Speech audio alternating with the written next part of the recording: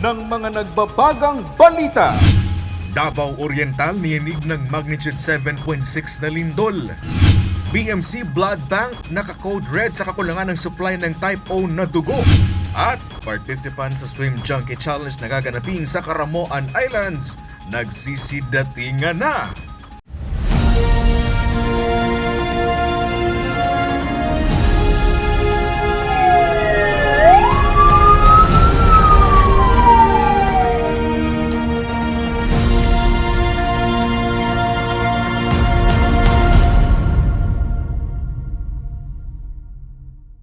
Magandang gabi. Narito ang mga may init na balita sa Camarines Sur. Niyanig ng magnitude 7.6 na lindol ang Davao Oriental pasado alas 9 kaninang umaga. Ayon sa Philippine Institute of Volcanology and Seismology of PHIVOLCS, naitala ang sentro ng lindol sa Manay, Davao Oriental na may lalim na 10 kilometro. Lord! Sa video ng netizens, makikita ang malakas na impact ng lindol na nagdala ng takot sa publiko. Samantala, kinansilan na rin ng ahensya ang tsunami warning sa baybayin ng Eastern Visayas at Mindanao. Tectonic ang origin ng lindol at sa bahagi umano ng Philippine Trench. Kalaboso ang isang lalaki sa Naga City matapos magnakaw ng motorsiklo. Ang mali na pangyayari, sinubukan ng sospek na ipatubo sa may-ari ng motor ang ninakaw niyang sasakyan. May ulat si John Amador.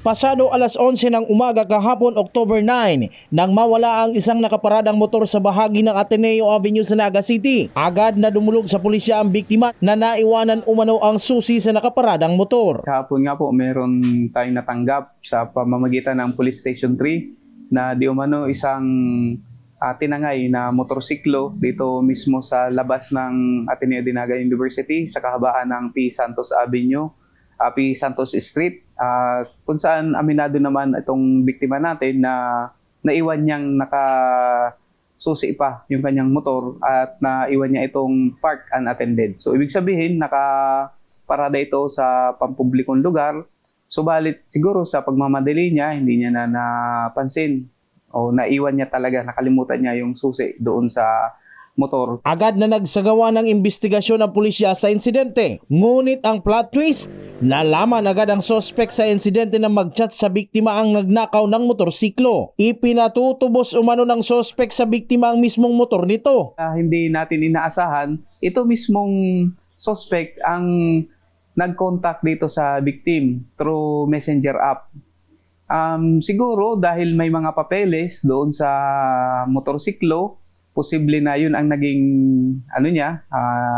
kumaga naging pwedeng reference, naging clue para malaman niya ang pagkakilanlan o yung katauhan nitong may-ari ng motorsiklo. At pwedeng nga rin pumasok din ito, yung sinasabi natin, maaring rin ito pinatutubos. So pwedeng pumasok din ang elemento dito ng extortion, subalit since ito ay konektado dito sa pagnanakaw o itong mas kilala bilang motor napping, so ma-absorb na po ito doon. At yun, nung nakatanggap nga ito ng mensahe ang biktima, agad siya ulit nakipag-ugnayan sa Police Station 3 para magsagawa ng entrapment operation. Naaresto ang 36 anyos na suspect na si Jeho na residente ng Dugkal, Camaligan at nasampan na ng kaso. May paalala ang PNP upang maiwasan ang katulad na insidente. Unang-una po, siguraduhin po natin ang kaligtasan ng ating mga kagamitan, lalo na kung nakaparada tayo sa pampublikong lugar. Ipasiguro po natin na ito ay nakalock, wala pong mga mahalagang o mamahaling gamit na iiwan natin sa ating mga U-box o top boxes man. Para na lang din po ito na kumbaga hindi ma-tempt yung mga masasamang loob. John Amador, CSN. Nagdulot ng pagbaha sa ilang lugar sa Naga City ang naranasang malakas na pag-uulan kahapon. Narito ang ulat. Sa ilang oras na paghulan kahapon October 9, binaha ang ilang lugar sa Naga City. Sa barangay Pakol, umapaw ang tubig mula sa palayan na madalas umanong nangyayari tuwing may pag-ulan. Isa pa umano sa dahilan ng mabilis na pag-apaw ng tubig ang hindi natapos na proyekto ng DPWH na drainage sa lugar. Diyan po kaya, igwa po sinda dyan itong ginibubagang drainage kang DPWH itong sa gilid. Ang naging problema po, dahil po ninda to inaidagos. Tapos, putol po duman sa may tungod ni ex-kagawad Murano. Iyo po ito ang nagiging kausa, nag-aapaw na po duman ang tubig. Sa ngayon may resolusyon na ang Barangay Council at sumulot na din umano sa DPWH Regional Office upang matugunan ito. Pag session me, nagibo po kami ng resolution diretso po sa DPWH na sana mai-continue man po iyan. Kaya lang po yun na po baga nga niyang nangyari na sabi nga ni Kap, baka nakadamay iyan doon sa pagpundukan sa flood control na budget. Pwedeng naputol po si budget kaya. Kaya sabi nga ni Kang pag-iriba mi, in-inspection mi naman po yan, talagang yung reklamo ng mga residente doon, makahirak po sila dumaan talaga. Kaya ang nagigibo mi pong action kaya, yun na to, nag-letter graray kami sa DPWH. Sa sitio sa Longgigi, Kararayan, naitala din ng pagbaha kung saan ang itinuturong dahilan ay ang culvert sa ilalim ng kalsada. Maliit na umano ito para sa dami o volume ng tubig tuwing may malakas na pag-ulan. Rumagasarin ng tubig sa paaralang ito sa Barangay San Isidro ng parehong lungsod. Normally po talaga hindi naman binabaha dito sa San Isidro. Nangyari lang po kahapon, napakalakas ng ulan at maraming dahon ang nahulog kasi marami kaming puno dyan sa labas eh. So nagbara siya doon sa ng gate, sa entrance ng gate. Yung gate namin kasi naka-close kasi wala kaming pasok kahapon. So yung nangyari, bumara yung lahat ng dahon. Tapos yung gate pa namin, pababa siya. Kaya normally po, pag malakas ang ulan, parang pag tiningnan mo siya sa monitor ng CCTV, parang rumaragasa yung tubig pababa. Pero hindi po yun baha. Normal po yun kapag umuulan. Nagpapatuloy naman ang monitoring at evaluasyon ng City Engineering Office sa mga drainage system maging sa iba pang lugar sa lungsod upang tuluyang masolusyonan ang mga biglaang pagbabaha tuwing may pag-ulan. Jan Amador, CSN. Pauwi na sa Camarines Sur ang composite team na naghatid ng malawakang tulong sa Masbate na sinalanta ng bagyong Opong. Masbate Governor Richard Ko nagpasalamat sa pamahalaang panlalawigan ng Camsur at kay Governor Elry Villafuerte dahil sa agarang tulong nito sa probinsya. May ulat si Eli Balbin.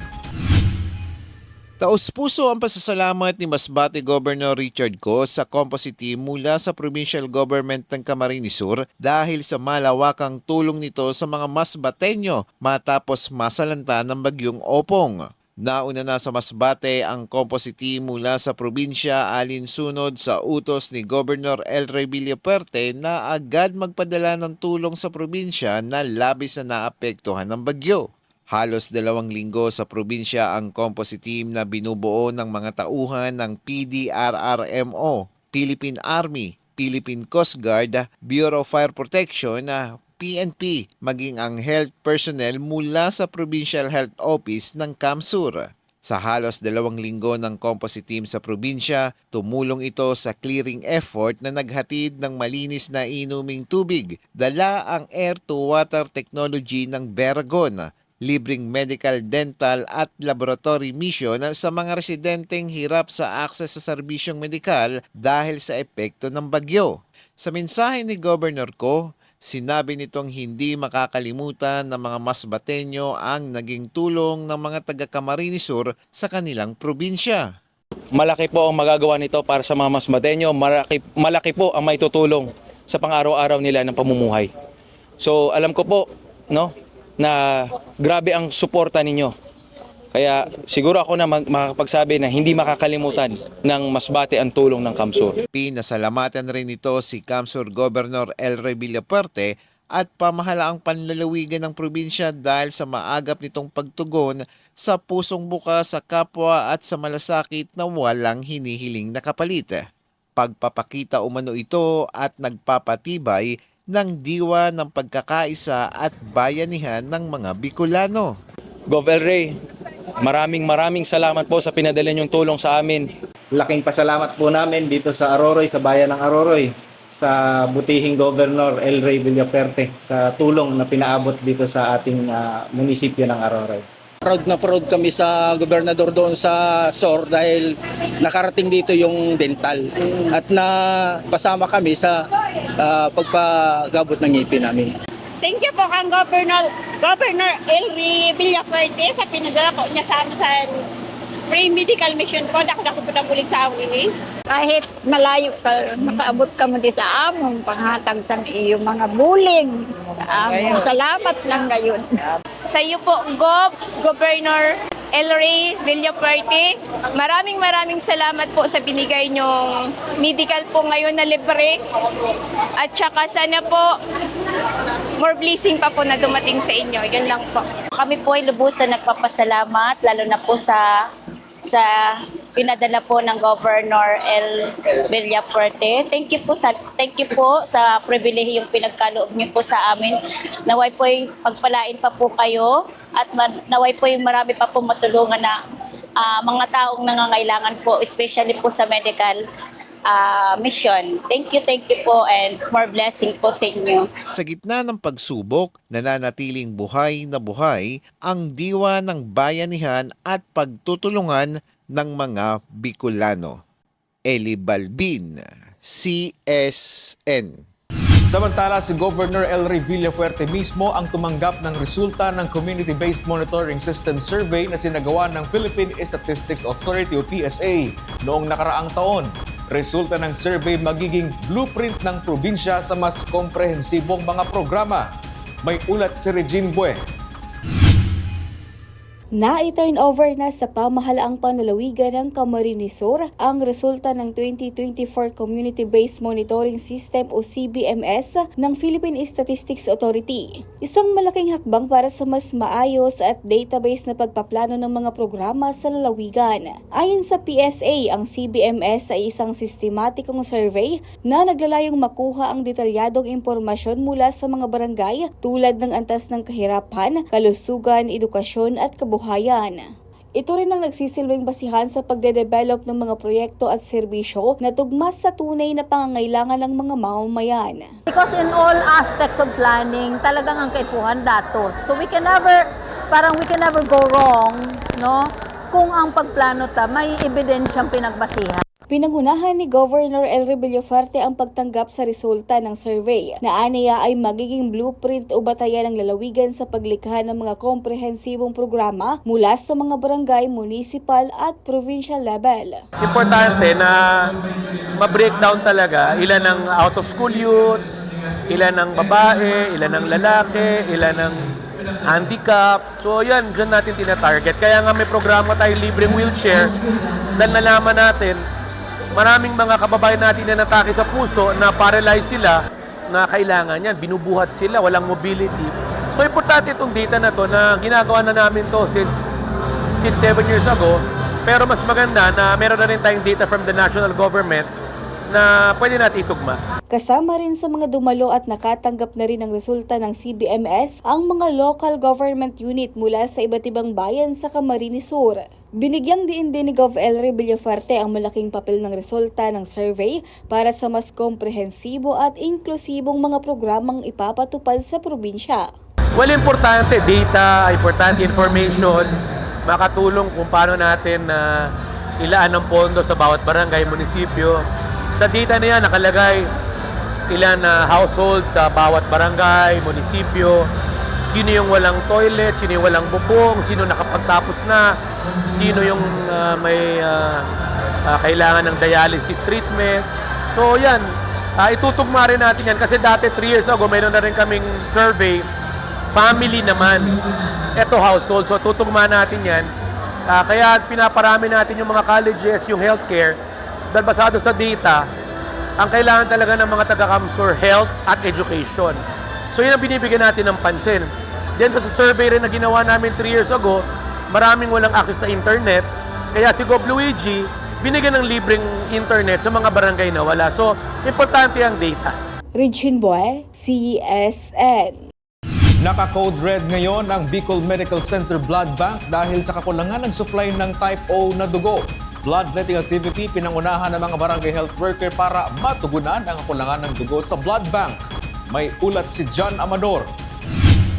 Bilang bahagi ng pagtatapos ng training ng mga barangay health workers sa 27 barangay ng Naga City, isang bloodletting activity ang isinagawa ng mga BHW ng bawat barangay. Layo nitong matugunan at madagdagan ang supply ng dugo sa Bicol Medical Center Blood Bank. Ayon sa BMC Blood Bank, kulang o naka-red code ngayon para sa blood type O. As of now po, ang blood bank po is naka-red code ang blood type O. The rest po is okay naman, AB and AB. Okay naman siya. So, yung O lang po is marami kasi nagagamit. Marami tayo at ang pasyente na nakakonfine dito at sa ibang hospital na blood type O. So marami ang nagagamit ng O, nagkukulang po tayo sa blood type O. So naka-red code po tayo sa O. Kaya ini-encourage po namin mag-donate, yung, lalo na yung mga alam nila yung blood type nila na O. Si Widen isa sa nag-donate para makatulong sa mga nangangailangan ng dugo. Regular din daw siyang nagdo-donate ng dugo. Regular naman po ako nagdo-donate.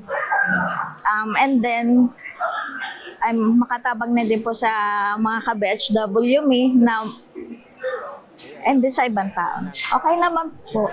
Hindi naman po siya masakit kasi regular naman po ako nagpapadonate. Nakatulong na sa mga nangangailangan.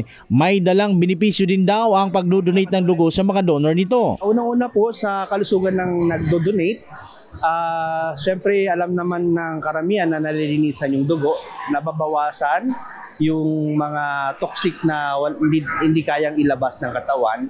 So, pag nabawasan yung dugo mo, papalitan niya ng bago ng sariling katawan natin. Replenish siya. Within 24 hours lang naman yan, babalik yung blood volume mo. Sa ngayon, 200 BHW ang tumalima kasama ang ilang nag-walk-in sa aktibidad.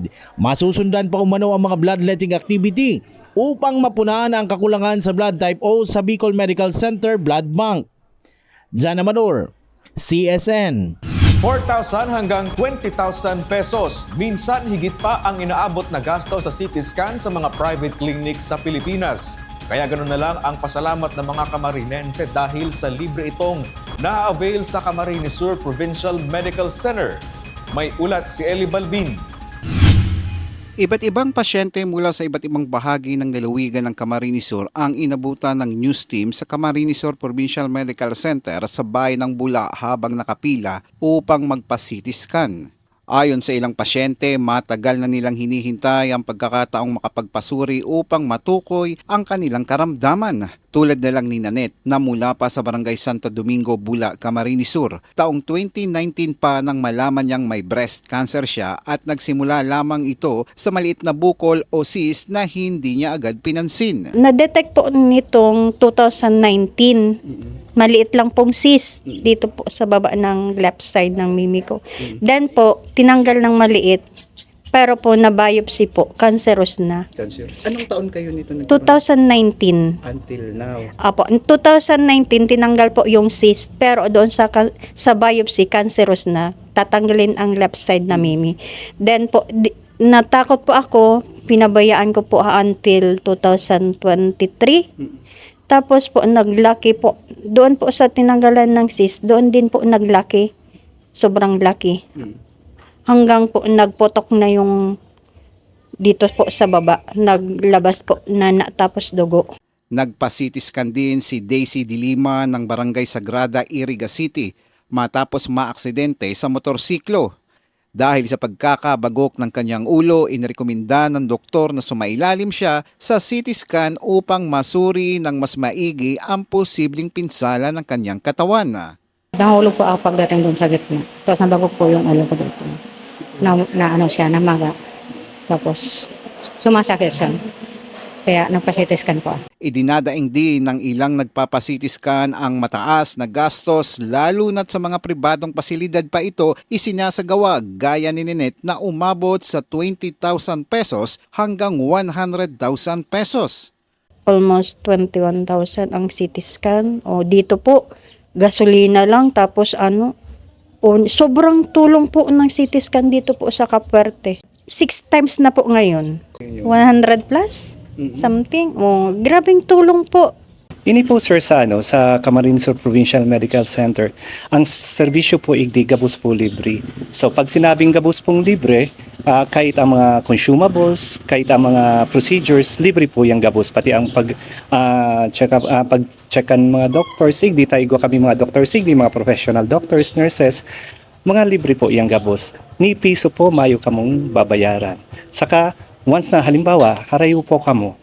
Harayo ang lugar nindo sa Siruma, sa Garchitorena o kung saan man panig ng Camarines Sur, magpa-schedule lang po sa Cafuerte, maghapod sa Cafuerte, then ihahatod sindo po kamo kayan. Mayo po kaming pinipili po, maski sain po yan, bako ibig sabihin na Camarines Sur lang po ang ina-accommodate me.